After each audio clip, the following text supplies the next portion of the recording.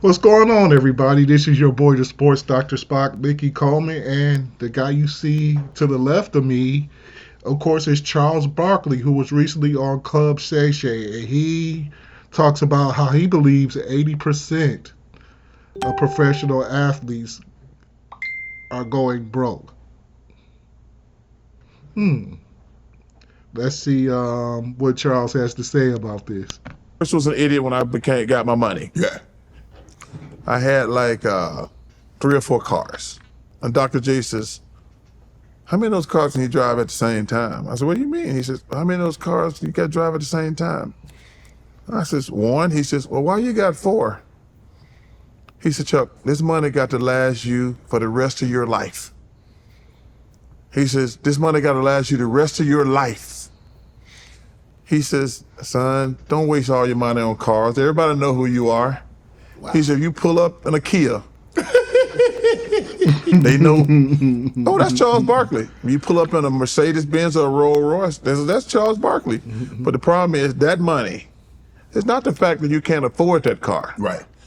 It's the fact that $300,000 you spent on that Bentley, if you bought a car for $70,000 or $80,000, you would have had $200,000 more in the bank, and it would have been growing and growing, and then 1 year, 3 years, 5 years, 20 years, that $200,000 is going to be worth a lot more. The question is, Charles, is that I tell young people, you can afford that car right now at 20. Will you be able to afford that car at 60? Yeah, that's the key. There's a 40-year gap in there. Yeah, but see, the young guys. See, part of the problem is what they don't tell people is, it's different for like us working people. You only get to be an athlete for so many years. So these young guys probably have a 10 to 11 year period to where they're going to make the most money that they've ever made in their life. People don't really understand that. The most money they're going to make, they'll make it between the time that they're, say, 23 to 35, if they're lucky. Okay, that's and you still have to live another 40 years after that, but you've made most of your money. People don't really understand that, and they don't understand that. So they see that they can afford stuff right now, like Charles said, so they get it. They go ahead and get it, not understanding that they're not going to be making. They're going to be still young people when they're not making all this money no more. When they're 40 years old, you're still very young, and you're not going to be making as much money for the most part as you made when you were 20. See, it's the exact opposite for us. We'll make all this, the more money we make it as we get older, us regular people. Now, at the age of 45, I make way more money than I did at the age of 25, but it's the exact opposite for these guys. Go ahead. They think, like, I always tell them, I say, yo, man, we know unless you know how to take care of that money. I ain't trying to hate on no young guy. But I'm trying to, because I don't want you to be on that list. What list is that? 80% of professional athletes go broke. I don't want you on that fucking list. Where are they now? Yeah, well, like, yo, this money, you're 20. Mm-hmm. When you're 55, how much money you gonna have left? Mm-hmm. That's the key. Especially living life. If you're living a lifestyle right now, don't you want to live that lifestyle for the rest of your life? I mean, I don't want to be poor. I've been poor. Hey, I know what it's like to eat raccoon, possum, sardines, Vienna sausages, pig ears, pigtails, pig feet. I don't want to eat that no more, Chuck, unless I want to. I don't want to have to eat it out of necessity. Well, listen, I gotta have my pig feet. You eat pig feet? I do. Oh yeah, I do. I got pig feet. I get them. I go to a great soul food place here called K&K. Okay. I get me some pig ears, not pig ears, pig feet. Yeah. I gotta have my neck bones. You see, I love some neck bones. I love oxtails. Oxtails. That's their specialty. I love me some oxtails. Yeah, man. See? You got to get some yams. You got to get some collards. I mean, but like I said, I started and I tell them, I said, yo, man, I've been in your situation. I wasted money on cars, and then you're like, oh man, because when you waste money on cars, you're really just trying to impress other people. Correct. That's what you're doing. That's like when I used to have nice cars. They said, what kind of rims you gonna put on it? I said, what do you mean? They're like, put some rims on it. I said, so if I put rims on it, I'm really trying to impress other people, because I actually can't see the rims when I'm in the car. That's what I tell him. I said, you know I can't see the rims when I'm in the car. Right. So I'm really, that's what Doc said. He said, Nigga, you can't see the outside of the car at all. so you're really trying to impress other people. Right. You don't have to impress people. They already know who the hell you are. Is it because, Charles, a lot of us come from single Nothing. family homes, Yeah. we didn't have anything, and this is the first opportunity? Because we don't see the other side. They don't. Yeah. I don't think Peyton Manning went out and bought a Rolls Royce. Yeah. I don't think guys when they obviously they have nice homes and they. Yeah. But I'm saying, because all I wanted when I was like, man, when I saw Miami Vice and I saw that Ferrari, I said, I'm getting me one of them. And Rolex, I said, I got to get me. So I wanted to, that was my way of saying I've made it. Yeah. And her. God damn. Find your perfect Commercials. and start Shit. turning your Skip it. Herm Edwards, who's somebody I really like and admire, he says, you can have one car. You don't need 5. You don't need a bunch of houses. No. He says, I live by the one model. You need one. That's good enough. And like I say, and the young black kids, and I'm talking to them, man, save your money. Yes. And another thing, you don't have to take care of all your family and friends. For some reason, black people, myself included, I used to be like, my financial people told me, why are you taking care of 7, 8 people? I'm like, well, he said, no. No, you don't have to take care of everybody. Right. Because you're going to go broke. Mm-hmm. You know. Yeah, because once you do one thing for somebody, they expect you to keep doing it.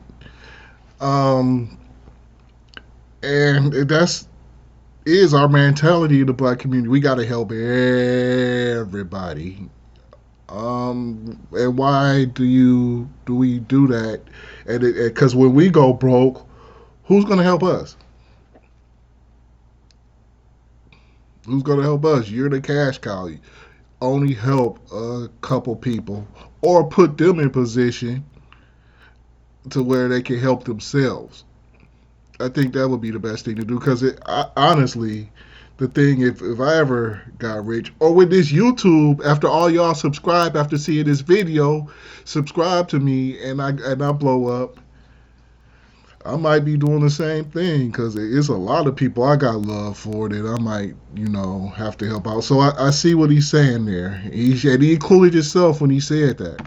So no, I tell these young kids, yo man, if you want to do something nice for your mom and dad, you want to do something nice for a brother or sister, that's fine. They don't have to be on the payroll. Right. You don't, you don't owe them. That was their job to take care of you. But if you want to do something nice for them, that's fine.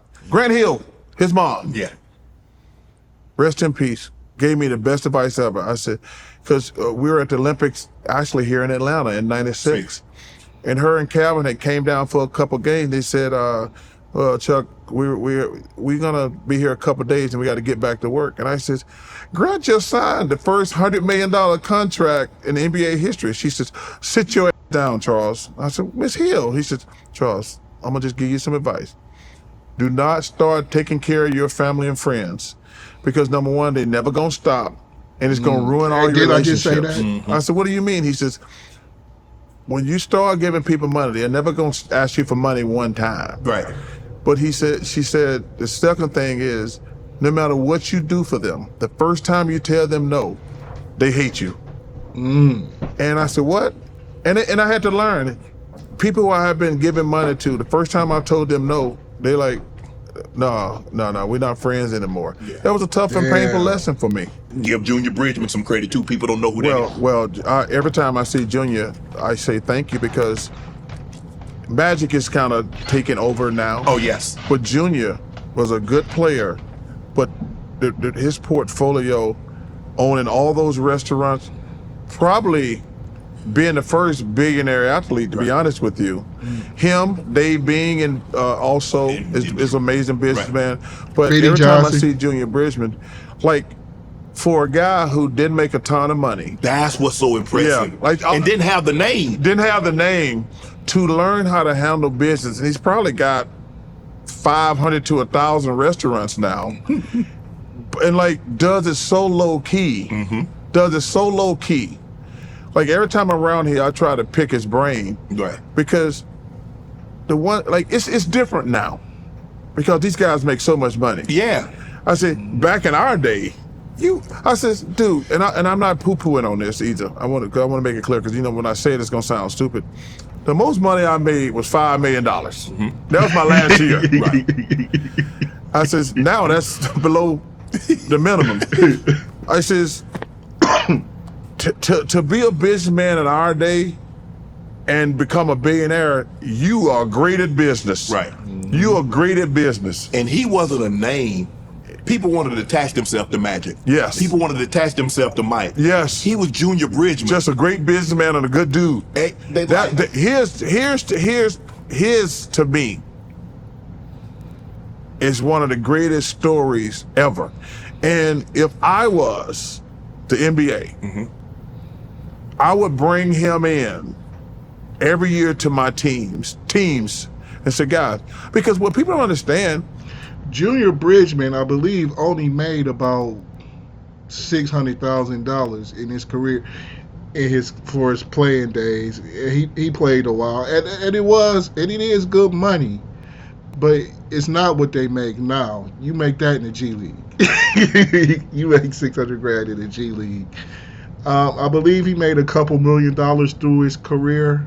I believe, but he made that grow. But that's the exception and not the rule. These guys now make enough money to where they can really, really make it go. They make way more than this. The worst player, like Charles Barkley said, who's a Hall of Famer and probably the second or third best power forward ever, in my opinion, the most he ever made in 1 year is $5 million. It's a guy sitting on the end of the bench that makes that. That's not even in the regular player rotation. Is making $5 million probably. So also I forgot to mention Bill Laimbeer turned out to be a decent businessman, and Vinnie Johnson also is close to damn near $1 billion after their career because of the way they handle business. And people don't even know Junior Bridgman, like they were saying, but he turned out to be the first probably billionaire owning up. I think he owns a bunch of Wendy's and other things. I have read up on him, but continue on, Charles. Everybody on an NBA team or NFL team ain't making a lot of money.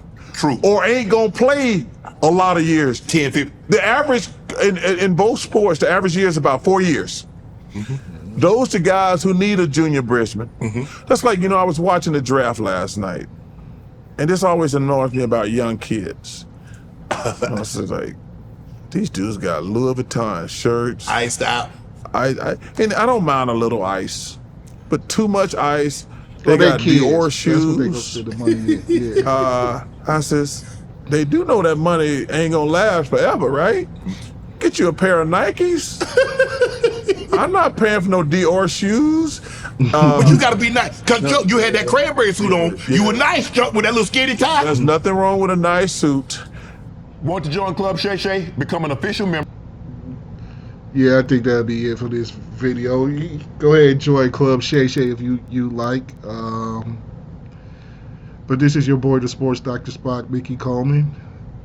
And this, I believe, is a problem with these guys making all this money and still ending up not with much at the end of their careers. Hopefully the NBA can install some programs to teach people financial literacy, because even at my age, if I got all this money, I would need to learn how to take care of it. See, they don't tell you that. You got to know how to take care of all this money that we about to give you.